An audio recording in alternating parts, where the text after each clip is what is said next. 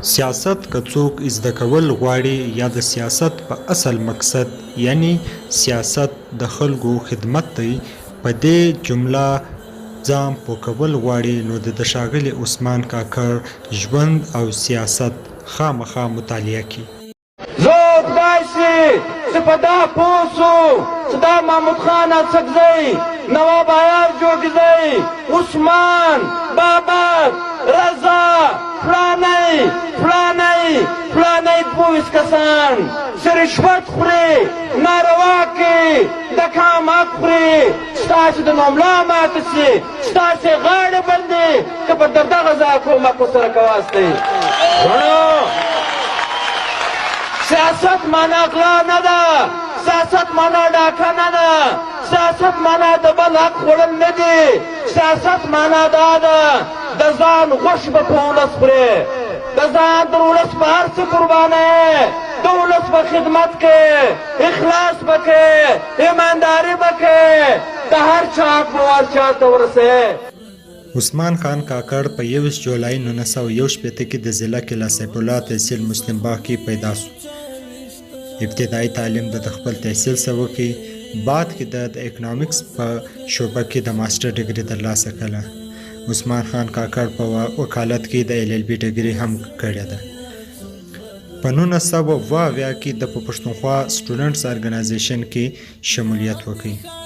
خپل په زمانه طالب علمي کې د پښتونخوا سټوډنټ ارګنایزیشن د تنظیم مرکزی سیکریټري اول هم ولو. د تعلیم مکمل کېدو بعد د پښتونخوا ملي پارټي کې عملی سیاست شروع کړي. عثمان خان کاکړ نه صرف د پښتنو بلکې د پاکستان د ګردو محکوم قومو یو आवाज بلل کېدی. عثمان خان کاکړ د سینټ او پاکستان ممبر هم 6 کاله د 2015 بیا د 2021 پورې پاتې شوی دی. خاموش رہے اس نے محمود خان کا نام لیا ہے. سن لو عزیز سن لو مذاق مت بناؤ. یہاں پر آپ ایک لگڑی کو لا کر گئے وہاں پر ہمارے لیڈرشپ کے خلاف ان کی یہ جرات سارے PDM کے لیڈرشپ کا میں دفاع کر رہا ہوں. کیا عزت ہے اس کی؟ آؤ ہاں میرے لیڈر کے حوالے سے لے آؤ میں آپ کی لیڈر کے حوالے سے لے آؤں گا. یہاں پر یہ ہاؤس جو ہے وہ فیصلہ کر لیں عوام فیصلہ کر لیں. آپ میرے لیڈر نے خانشین نے انگریز کے خلاف 3 سال جیل میں گزارے ہیں. آپ آپ کی لیڈر عزت والے باتیں کر رہے ہو.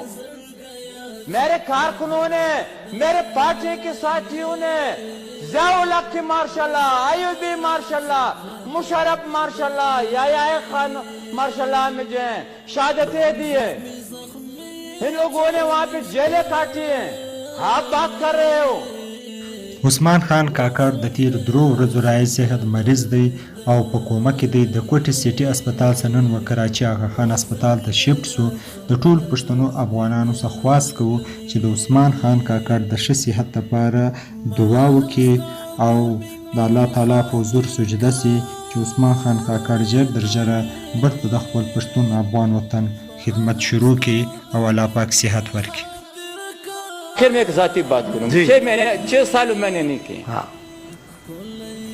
جناب ہمیں یہ پریشرائز کر رہے ہیں کہ آپ جو ہے ڈیموکریسی سے وڈرا ہو جائیں قومی حقوق سے وڈرا ہو جائیں اور آپ جو ہیں اپنے نظریات سے وڈرا ہو جائیں. آپ جو ہے جو غیر جمہوری کو ہوتے ہیں وہ جس پہ آپ تنقید کرتے ہیں اس پہ خاموشی اختیار کر لیں. آئین کی بات چھوڑ دے پارلیمنٹ کی بالادستی کی بات چھوڑ دے. جو ہم کرتے ہیں وہ سب پہ جہاں آنکھیں بند کرنی ہیں. نہیں کر سکتا ہوں بالکل نہیں کر سکتا ہوں. چاہے میری جان چلی جائے میری جان اتنی عزیز نہیں ہے. یہ ڈیموکریسی اور پارلیمنٹ کی بالادستی عزیز ہے. میری قوم مجھے عزیز ہے. میری عوام مجھے عزیز ہے. مجھے سیاست مجھے عزیز. تو مجھے اشارے مل رہے ہیں مجھے پیغامات مل رہے ہیں. میں اس فلور پہ جو ہیں وہ یہ ریکارڈ پہ لانا چاہتا ہوں. مجھے کچھ ہوا کوئی بات نہیں. میرے بچوں کو کچھ ہوا میرے خاندان کو کچھ ہوا کوئی پرواہ نہیں. میں ریکارڈ نہ مگر اس کی ذمہ جو ہے دو اہم انٹیلیجنس ادارے گم کھاتے میں نہ ہو بس سکیں اور نہ مجھے اپنی زندگی کا فکر ہے نہ اپنے بچوں کا فکر ہے نہ اپنے ذات کا فکر ہے مگر ریکارڈ پہ لانا چاہتا ہوں اس کے ذمہ دار دو انٹیلیجنس ادارے ہوں گے آپ لوگ گواہ ہیں آپ کی بہت